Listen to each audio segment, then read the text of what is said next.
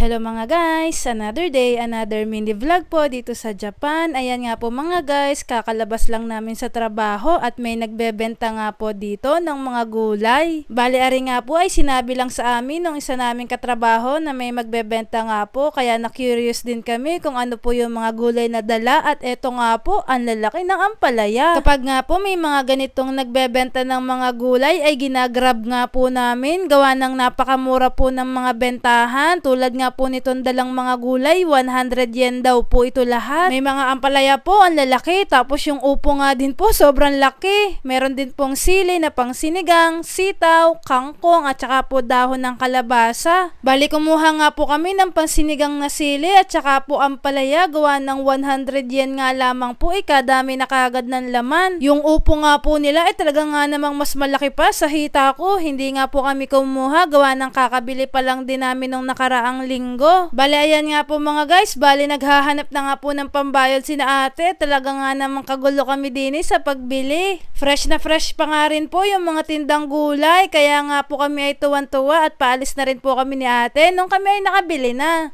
Nakamenos nga po kami ng punta kina auntie, gawa ng malayo nga po yun ay diba't doon kami namimili ng mga gulay. Buti na lang meron nga ngayong nagdayo sa pagbebenta ng mga gulay.